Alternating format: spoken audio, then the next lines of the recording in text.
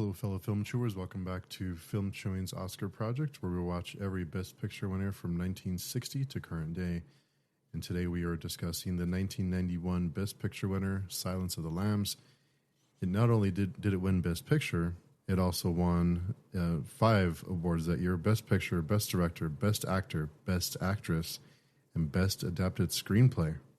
So we're here to dissect this one. And we were talking before we went live about the title of the movie, and I wanted to start off with what the title of the movie means, because I see people get it completely wrong all the time. Go for it, Chris. I'll be wrong first then. I'll be wrong first. So the lambs is obviously, the lamb screaming is the bit that makes her run away from the terror, basically, of them getting slaughtered at that time. So the Silence of the Lambs, for me, is the resolution of that for her when she catches the guy and frees the girl, Catherine. So she's sort of dealing with that trauma of people getting slaughtered. There you go. Next bad take. Who's up? Yeah, I mean, I think you could attribute a couple meanings to it. I think that's not wrong, Chris. That's your interpretation. It's perfectly good. It's not wrong. It's just your interpretation, man. I like that. I know, I get it. Yeah. It's perfectly good. Yeah. No. Yeah. I mean, that's part of it. I think it also kind of represents the this silence of people not looking into this kind of thing. The silence of the society, I guess, on the masses, and how Hannibal Lecter looks upon people in society. He looks at them as lambs. He thinks that he has an inflated sense of self, that he's better than the lambs that are around him. And so I think there's a lot of deep meaning that could be attributed to that, to this title. And of course the more obvious silencing of the lambs when you kill them. But so there's a few things that run through your mind there. I watched a video last night after watching the movie, and this is a giant YouTuber. He has like 1 billion subscribers, so do I know. But he was saying that the title, he had a bunch of facts wrong about the movie, that she would listen to the lambs be slaughtered all the time, and she heard it one time, and that what drove her, what haunted her, is the one lamb that she tried to save who was butchered. But that's not true at all. That's much more than that.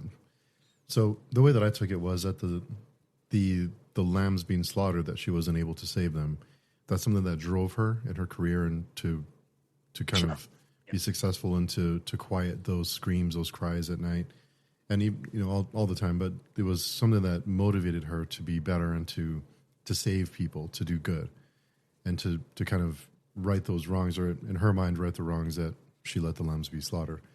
So at the end of the film, when Hannibal tells her how the lambs, how they silenced, it was kind of him telling the audience that she's haunted by the lambs crying, and she wanted to save them, and that's her saving people now, and that's something that motivates her. But yeah, it's more interpretations than I thought, actually. So yeah. I like the little pat on the head we're all going to get, and if that's what you think, that's cool. So, I might be completely wrong too, so I don't know. Who knows? But I thought it was an interesting, because I guess I didn't really look too much into it until last night. I would be interested to see if any of that, or how much of that, comes out in the book. I haven't read the book, or any of the Hannibal books, to be fair, but I would imagine it seems like the kind of thing that would come out thematically more in books, especially when you get really what Hannibal Lecter's reaction to Clarice is. We see an awful lot of that. In fact, it's probably the strength of the entire movie. But actually getting to know the inner monologues and that kind of stuff from each of them would be, very enlightening, I think. Yeah, that's a good point. I think prose would really allow those themes to shine through, that they that you can't do in movies. You don't do, never do inner monologue in movies, right? Uh, so yeah, that's very interesting. But I think the the direction of the film was good, and I think it did a pretty decent job of trying to convey those themes and emotions. Yeah. Mm-hmm.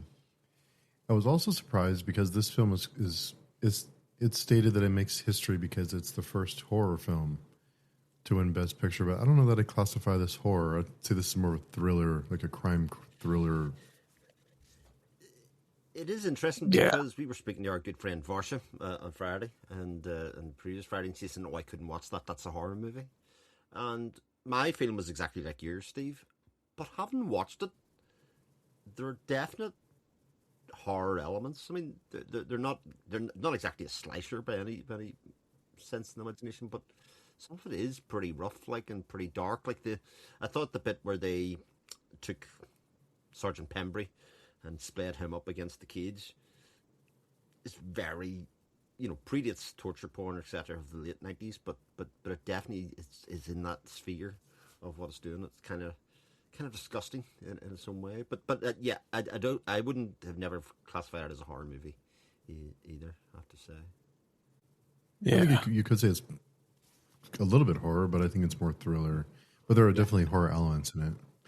But to say that it's a horror, yeah. Yeah, it leans on the James Patterson stuff that all came later as well. The Kiss the Girls. It's very much.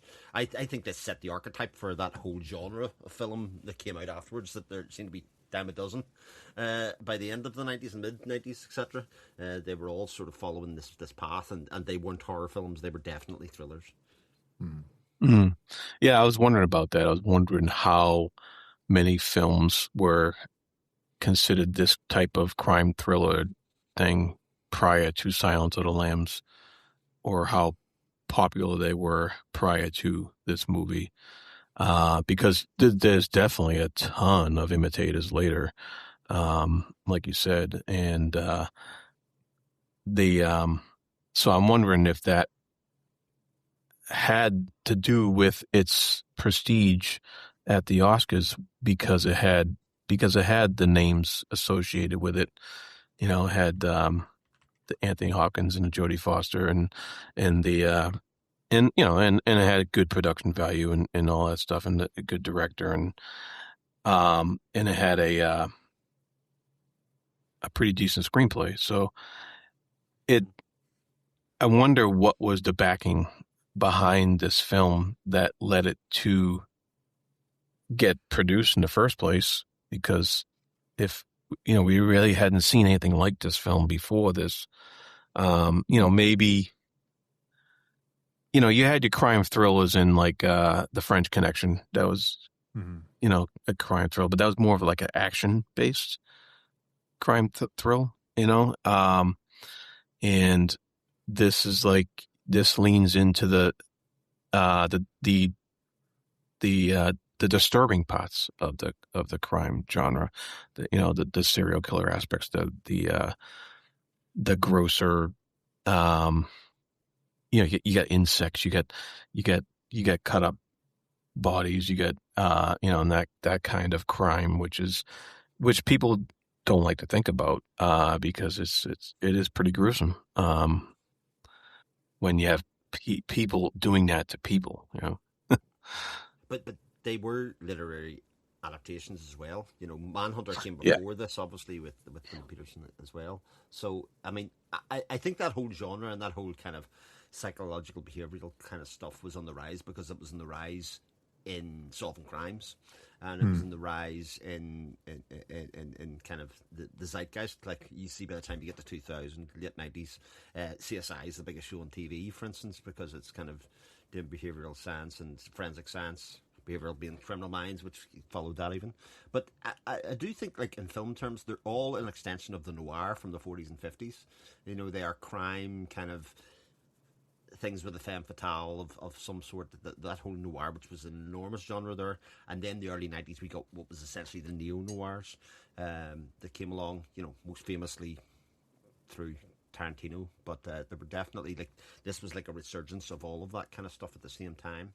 So you had Silence of the Lambs, you had the Tarantino stuff, you had a couple of other ones, One False Move, etc. But they were all sort of forming similar thematic stuff. I think you could even lump in things like was the Ted Bundy and Dahmer was right around here, right? Was Jeffrey Dahmer right around this time? Oh, okay. That may have been another part of it. And even in the later 90s, like you could even point to things like Cops, which was, so there was a lot of, law enforcement, criminal justice type of stuff at its peak at that time too. So and it looks like it was a commercial success. And so it was kind of a rare kind of mix, but it had lots of star power in it. Yeah, indeed. Yeah. So the direction, I thought, the cinematography, I thought was a little bit annoying at first because everything is really, there's a lot of shots that are just someone's face. It's really tight. There's not a lot of open shots. But as it's filming on, I started thinking this is because it wants to be personal and want you to feel like there's even points where the other characters talk to the camera when they're talking to Claire. So it's supposed to be very up close and personal. So I do get the reason why, but it felt, I think it was a little bit too much of that. I would hope for more of, kind of more of some out shots. It is a little bit too personal at times, or for too long, I thought. Yeah, that's just me. I noticed that too. I was like, there were some times where it was so close on the person's face, and they were all the actors were all over makeup. Like there was so much makeup on all of them that it kind of threw me off because that part of it didn't feel as real as some of the other parts because it was just so obvious that they were actors being made up to be actors instead of just people in a story you were watching. But I was curious about that too, yeah. But but some of the other stuff was pretty cool. Especially the beginning when she's running through the fog, and I thought there was some nice shots there because I think it really displayed the fog that was over the case itself, because and I thought it thematically represented that versus contrasted with the discipline that she was putting into her work and her profession and her just bettering herself constantly. And I thought that was a great contrast between those two aspects of the film. And so there was some there's some good stuff in there, and there was some questionable stuff as far as cinematography went. It's interesting to me because that was the thing that struck me most actually about my rewatch, is how well directed this film is, and for a lot of different reasons. You bring up the stats at start, which is run about, and even Oliver sort of Quantico training bits about how the training doesn't mirror the job. If you know what I mean, everything that she does in Quantico is in kind of these big wide open spaces. There's lots of people around her. They're doing it communally. They're getting feet, all that kind of stuff. And yet the job is very solitary. Even the person Jack Crawford, who kind of was mentoring along, kind of left her to do her own thing. Even when he was going to take the success of it at the end, because he said, "Oh, we'll remember you, how important you were," but actually he was going to take the credit for it. At that stage, it was a very solitary experience, and I thought he portrayed that really well. The other thing that I think he has sort of alluded to there, but he kept on doing close-ups of the actors out of context. So there's an amazing scene where, obviously, Lecter and Clarice are having a conversation, and Lecter keeps on turning away from her, but reading what she's saying and what she's doing. And that bit was just incredible because you remove all context. You don't see him in a cell anymore. You just see the face. You just see him turning away, and she's talking, and he's responding, but he's not looking at her. And he kind of uses the camera to say he definitely couldn't be looking at her, but he doesn't include her in the frame. He just kind of puts it in like a bit of puts him in a box and says, "This is who this is." And the other thing that struck me about the movie this time around is how much, for all of the direction and all of the bugs and all of that kind of stuff, this movie's success relies on the central performances. I mean, the central performances are so astonishing. I think, especially between the two mains, but you can include Scott Glenn, you can include a lot of others in that as well. They let them act, and they do it, and the power and the emotion and all that kind of stuff comes from that, and it's chilling the whole way through. For all of the bugs, it's the head-to-heads where they're together and they're kind of talking to each other and they're both being vulnerable that really creates what is a memorable film at that stage, because lots of other people try to imitate it in many ways by having more bugs and more horrible things. This is sort of where torture porn came from. But the central bit that was so good about this was you get Jodie Foster and Anthony Hopkins, and they were absolutely... Like, I can't think of another movie where... or another year where the two best actor and best actress was so obvious. And there's, like, looking at the list, there's some very good other performances there, but these were extraordinary. Yeah, I thought the mental back and forth was much more interesting than when Hannibal becomes this, ninja Rambo terrorizing the building that they're in. I thought that was kind of silly. I think he's better as a psychological kind of, and I do like how he escaped, but the him being this physically formidable villain, I thought was a little goofy, but I loved the rest of his he is very terrifying because he is so intelligent and cunning and evil. Yeah, and you're right. That I think that's what sticks when people think of this movie. That's what sticks in everybody's mind is that interaction between Hopkins and Foster, and that's really is that's what makes the movie worth watching is those interactions and that play there. So yeah, very, very good stuff there. Like the story itself to me seems kind of basic. It's pretty straightforward. It's like you said that the strength of the film is the acting, and the story itself is just kind of by the numbers, almost like a police procedural. So that part of it, I think, is what put me to sleep way back in the 90s when I saw this in the theater. Yeah, I did. I fell asleep at the movie theater watching Silence of the Lambs. But this time I stayed awake, though, and it was much more enjoyable this time, I think, because I was looking forward to those interactions. The thing about the film for me is I couldn't give a rat's ass whether Catherine was saved at the end. I mean, that bit was not really that important, to be perfectly honest. It was sort of a bit ham-fisted, that whole telling of that. Even the fact that he was cutting and using pieces of women's skin to build a new body and all of that kind of stuff. I mean, I can only imagine that done today they would have done that completely differently. And my memory of the film was all about the interactions. And so the main parts of the film is, and this sort of weird, almost Stockholm Syndrome-esque relationship that they have, even though Lecter's incarcerated and he's the one behind bars, he's in control of the entire and sort of influencing her and trying to bring her along in her career. And I mean, this comes up later, making her career, if you know what I mean. He takes responsibility for that, and in the stories. But yeah, the fact that she's very intelligent, like, there's no doubt about that. But the validation at the end where he phones her from with that great line, "I'm having somebody for dinner." It's so good.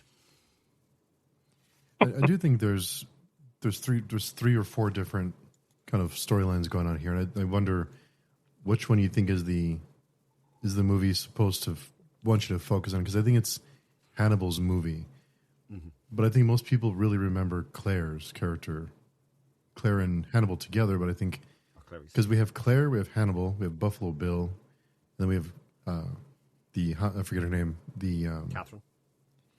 Catherine. And we have kind of three or four different storylines going on at one time.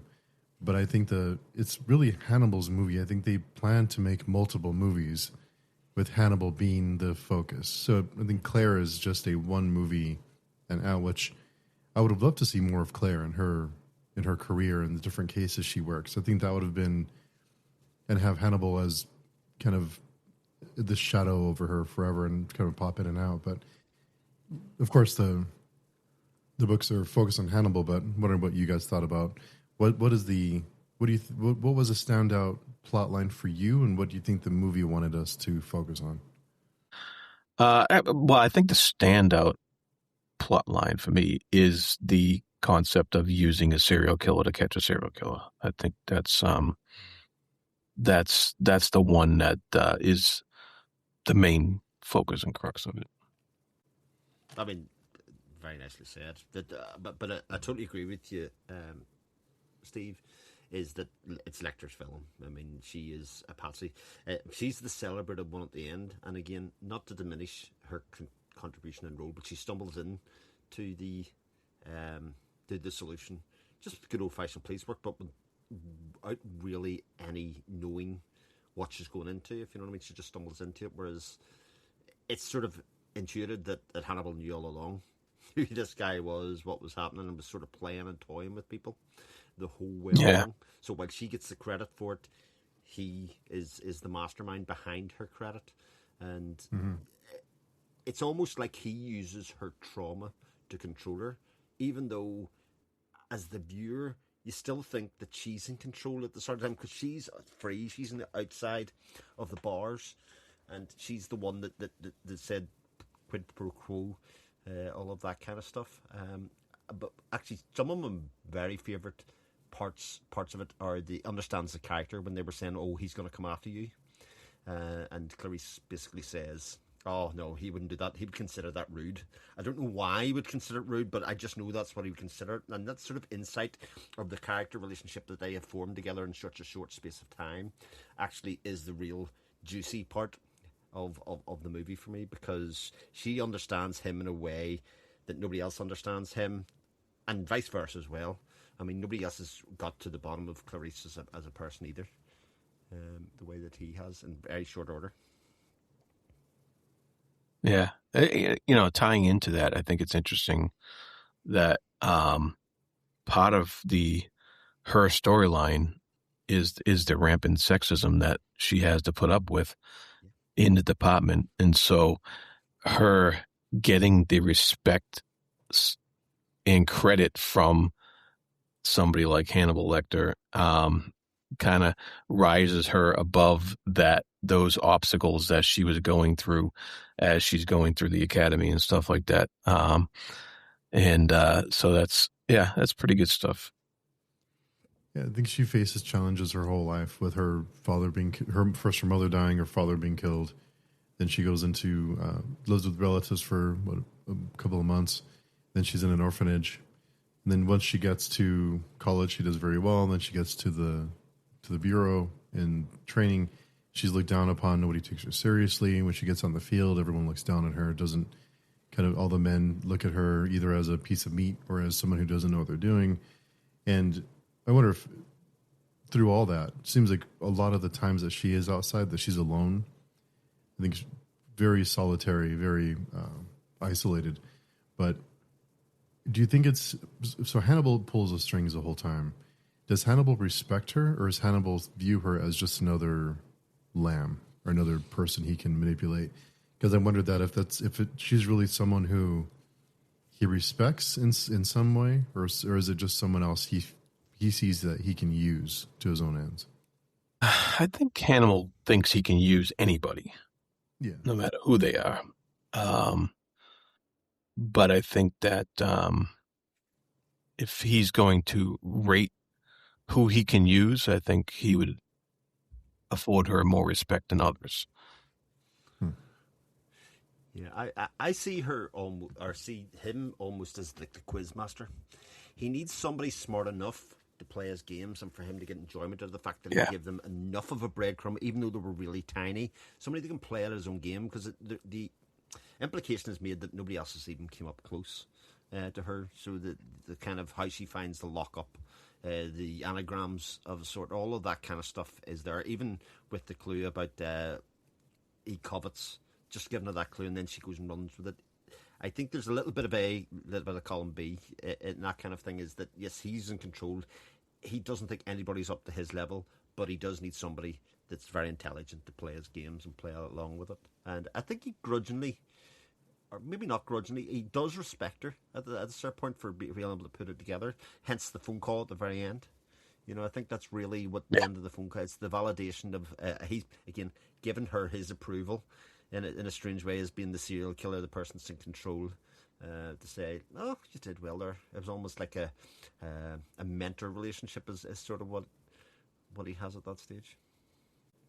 Yeah, I wonder that if he has some respect for her, or as he just sees her as another person. It seems like he views her differently than other people. I think it's because of her approach, and because she is kind of fresh and hasn't been, I guess, corrupted in certain ways. That she still has some vulnerability there. The other people who seem to try to get to him, come to him in an aggressive way, that she comes in more of a calm, calculated way. So, yeah.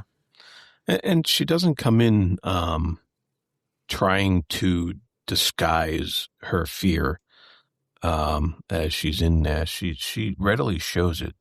She shows that she is in a situation that's uncomfortable, and she's afraid of the implications of what might happen. But she's also brave enough to face that fear and go through with it. Whereas other people that have dealt with Hannibal have just done the blustering and done the threatening and done the, we're going to lock you up. We're going to beat you up if you do wrong, and stuff like that. So, I think that reached him on that level, her honest fear, I guess you would say. yeah. And I do think Buffalo Bill is kind of an afterthought, and he should be more memorable, right? I think like we talked about, I think most people remember Claire and Hannibal. I don't think most people remember Buffalo Bill he doesn't seem he's not really that memorable. He's kind of a side plot that should be, you would think would typically be more front and center. So I think that is what's unique about this film, is that he is just kind of he just pushes the plot along. He's not really a focus. Yeah. I agree with that. And it's, I think it's part of the film that I didn't care about as much. Unfortunately, even like his victims, I didn't really. I was just like, okay, it's a girl in a well. Let's get back to the prison scenes, with Hannibal, and and it shouldn't be that way. There should have been a bit more, I think, oomph dealing with those parts of the film, but maybe just the other scenes were just that so powerful that you wanted to get back to them, and you didn't those scenes with Buffalo Bill and his victims, as little as they were, felt little because they didn't have the same impact as the other ones. Mm-hmm. And it's a real shame because the performance. It is a shame, yeah. Actor Buffalo Bill, I think, is terrific in it. Like, he does a really convincing job, I think. But it's the side story. It's the bit at the side that you fell asleep to while you wanted to get back to Clarice and Ted Levine. And of course, transformation is a big theme throughout the film, with Claire transforming, kind of blossoming. Hannibal's the driving force from a lot of the transforming. But I thought that was a good play on the moth and the kind of metamorphosis of everything. Sure. Yeah. Yeah. Not only that, the revelation, you get Clarice transforming, you have the revelation that this guy's a phony. The psychologist in the prison there, he's a phony, and so that that symbolism is pretty good. Yeah, I think. Does it hold up for you guys? Was it as entertaining now as it was then? Because I didn't watch it until a few years ago for the first time, but I was thinking that a lot, actually, Steve, when I was watching it, because it is so, like I said, it's the archetype for what was to follow. It was copied left, right, and centre. Video games have copied it. Books have copied it. Everything that goes for it. But again, the film itself, as a psychological thriller, is very humdrum. That's really not the bit. In fact, that part is probably aged quite badly. In some ways, that kind of central theme, especially at the end. I mean, she should have been killed at the end. I mean, how the hell did she live? Banged her right. She'd be able to turn around and fire the shots. Like, that did annoy me, I have to say. Like, and she walked into it. Like, for somebody that's smart and somebody caught, I'm like, I can get in her trauma how she was kind of, her head was spinning and that, and she got there. But the fact that she just survived is ridiculous. But she should have been in the well. She should have fallen in the well. Yes, or she had another well, and the two of them end up in the well, and they're both dead. That would have been apt to the book. But because the film is pretty much about that head to head, I think that bit holds up really well, because great performances often do in films. That's just one of those things. Like, for all of the things that can age, like you can think of something like Midnight Cowboy. Once you have Dustin Hoffman and John Voight kind of playing the characters they do, that's the center of that, and all the other political theming and all the other things that may have aged not so great in that film pale in the insignificance because of the way that's portrayed. So for me, that it does hold up, but because the film to me is those two characters. Yeah, I wonder. I just wonder if there's has anything like in the genre topped it, and if nothing's topped it, then I guess it has held up. I couldn't really think of anything that. 7. I'll give you some. So 7. Yeah, I guess so. Reservoir Dogs. Not really the same genre. Not really the same. Yeah, I mean, I would say 7's the same genre. I don't know when 7 was made. I forget. 96. Something around so soon after. Yeah. Okay. 95, maybe. I mean, that was a pretty clever film. Not my cup of tea, but definitely. It was. 7 doesn't happen in the way that it happens without Silence of the Lambs. I mean, there's just no way. Yeah. I mean, right. That visual styling that Fincher has in 7 is pretty much the natural extension of some way, and he's made his entire career in the visual styling of 7. I would say because the psychological thriller plot isn't actually the strongest part of it, I think it has been passed quite a lot in terms of that story. Like, it is not a compelling murder mystery, so to speak, catch the serial killer thing. It is a character study, and it holds up because of that. But in terms of the central story, I mean, it's not great, Silence of the Lambs, I have to say, in that regard. But the film doesn't really suffer because of it either, which is a strange thing to say, because I cannot think of too many other films that are as well revered where the central storyline and narrative structure, etc., is so secondary to the memory. Yeah, it is secondary. 7 was 95. 95. Yeah. So not very long after. Yeah, pretty soon. Yeah. There's a lot of films. The Usual Suspects, I think. Yes. It's kind of in the same. Oh yeah, well, that was really good. There's a few crime. Yeah, the Patterson ones, Kiss the Girl, Along Came a Spider. They definitely belong in there. But I do think, at the end, Chris, you mentioned how Claire should have been killed. When she walks in the room, she doesn't check her corners, which at the beginning of the film is when she's in training, she doesn't check her corners, and her instructor comes out and explains to her, you have to check your corners. That's you didn't check. That's why you're dead.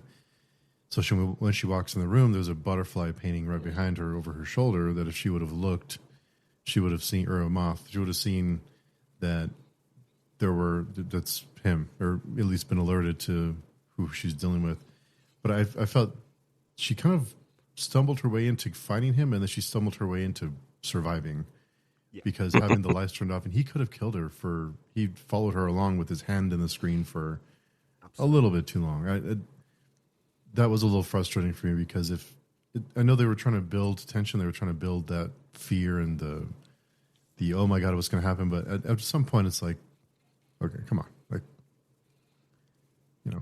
her back's turned. You could, Yeah, I mean, to be fair, she doesn't fit his type of woman that he's trying to kill. Like he doesn't, right. I would imagine actually Buffalo Bill doesn't see himself as a serial killer. He's just kind of living in a fantasy world where there's a kind of thing he would think that actually murdering her was wrong. Actually, in a lot of ways, whereas butchering those women in another way is another thing entirely.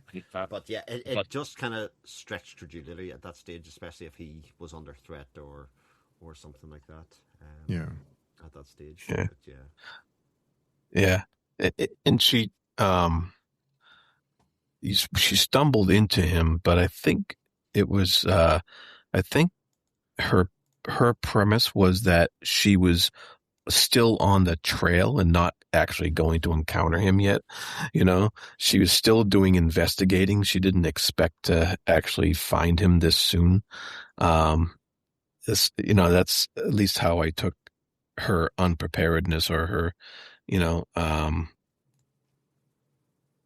her situation at that time. But she should have ended up in the well. Should have ended up in the well, but it actually is. It is actually with the dog and structurally about it is that it actually was caught by just good old-fashioned police work.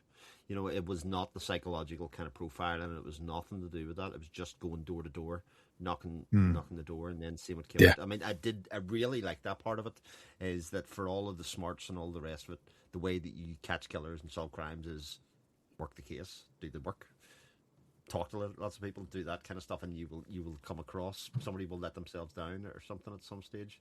And I did it's one of the reasons I like Bosch as a TV series, is because it does the work. I like crimes that are solved not by moments of brilliance that come out of nowhere, but by somebody kind of putting it together slowly bit by bit. Yeah, that's a good point. I didn't think of it that way. That it wasn't solved by somebody having this grand idea. It was just grinding away, and tenacity and consistency wins the day. And sometimes a little bit of luck. Yeah, absolutely. There's also no doubt how influential this was on a certain TV series as well. Maybe that surpassed it quite some bit. So True Detective is, I think, owes so much, actually, to Silence of the Lambs. Yeah.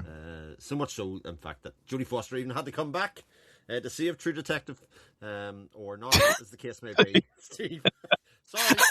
Don't get me started. Yeah. But yeah, I think its impact on TV and this kind of genre ended up on TV. It became procedurals. It became the longer form storytelling. That's really where this whole genre has went. Yeah, even subverted, like Dexter. They subvert this very thing, and so it's. It's very true.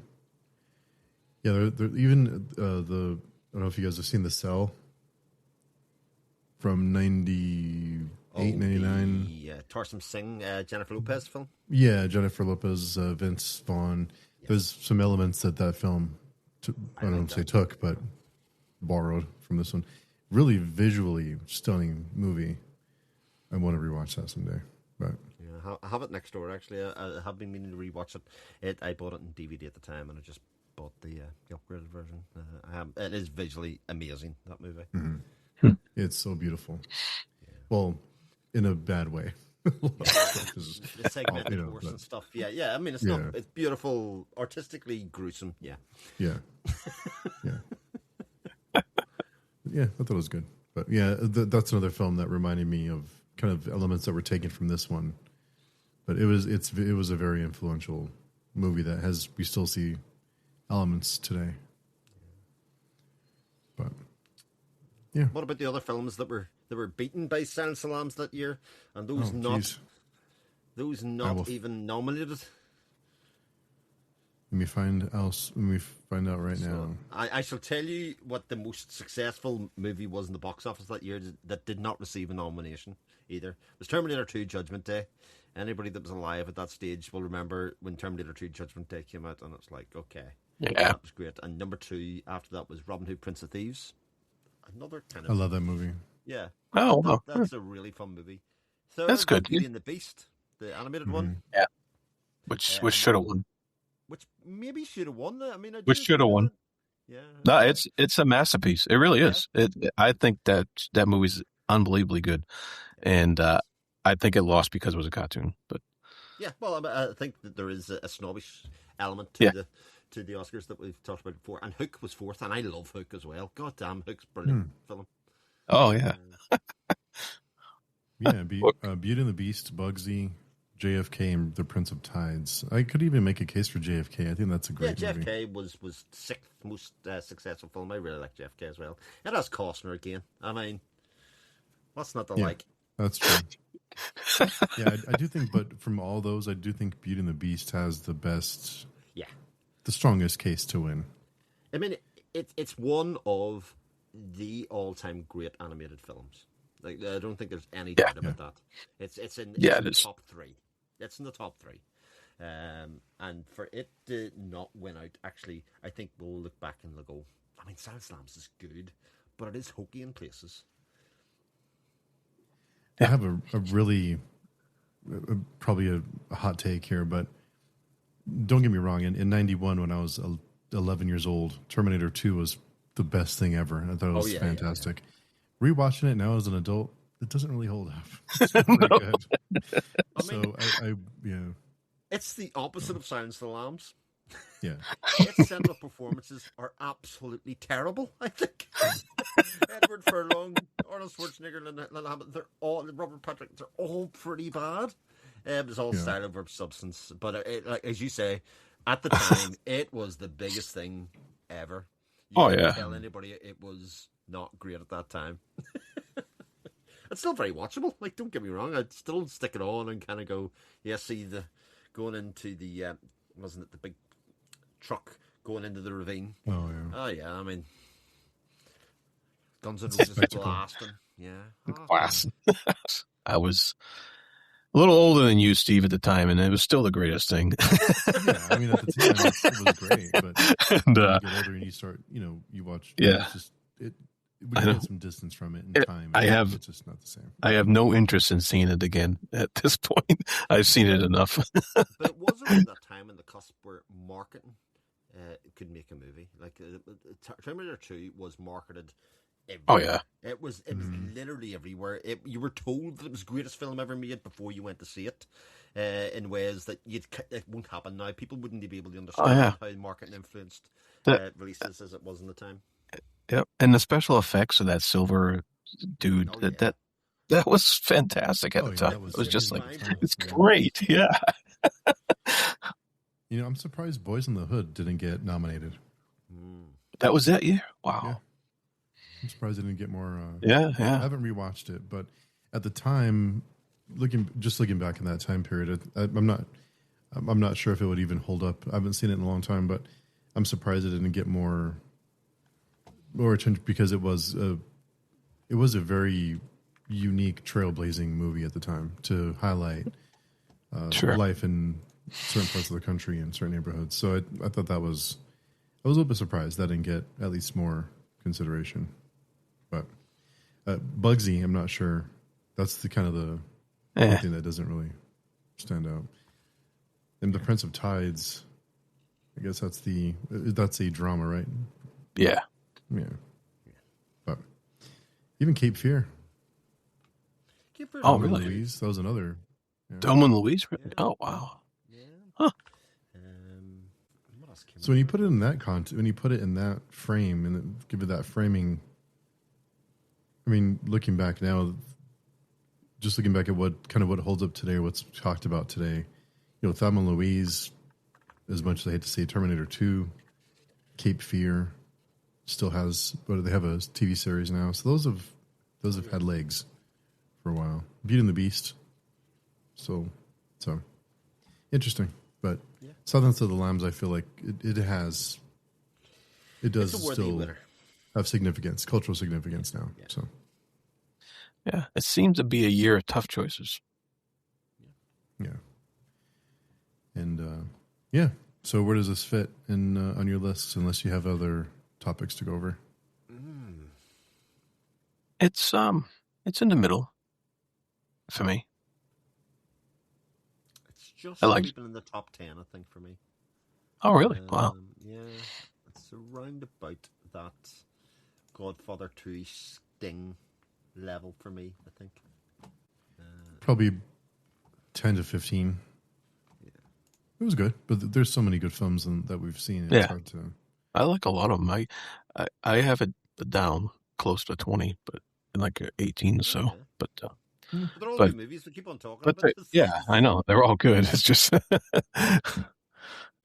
it's getting harder and harder to. Yes, place things. I mean, I think like I thoroughly enjoy my top 24. Like I enjoyed all of them. They're all good movies. The ones beyond that, we've seen 32. Those last 8, I could do without. But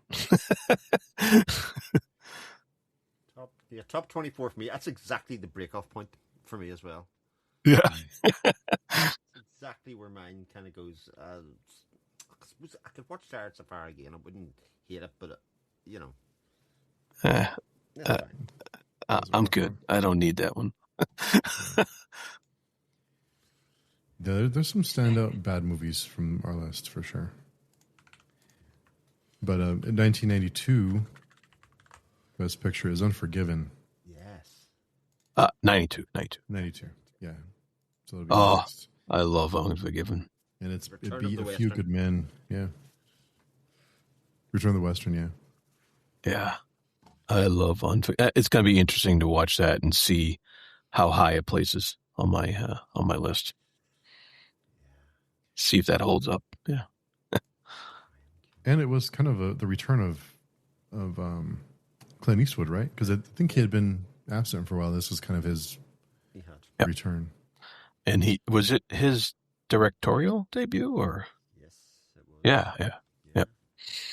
And what a director. He's made some incredible Yes. films. He's made some good films. Yep. Absolutely. Beat A Few Good Men, The Crying Game, Howard's End, Scent of a Woman. Yeah. Not bad movies. Interesting. Yeah. Yeah, can't complain. But it's interesting to see the 90s and to reframe it with the Best Picture winners because it's an interesting decade. But yeah, I think we all have them. We all have this one placed right around middle of the pack, give or take. It's harder and harder to get into the top 15, top 10 with so many films that we've seen. Yeah. So, any other thoughts on Silence of the Lambs, or is it time to quiet the lambs for this episode? Lambs are silent. They're all dead, as it turns out. They're all We're all dead. killed at the time. On their way, they only lasted about another 20 minutes. So, there you go. That poor lamb. Yeah. I do like how Hannibal ordered a lamb. He ordered the lamb. Yeah, rare. the lamb chops. Yeah. Rare. Yeah. That's That's pretty funny. All right, so until next time, 1992, Unforgiven. We will wrap this one up. So, Chris, where can people find you? So you can find me on my YouTube channel at Chris Moen. You can find me on Speculative Speculations or on patreon.com. Yes, and Jared. Yeah, you can find me with Chris on Speculative Speculations and my channel, The Fantasy Thinker YouTube channel, and on the page chewing forums as well. Yeah, come and say hello and join us for other discussions, books, movies, music, random stuff.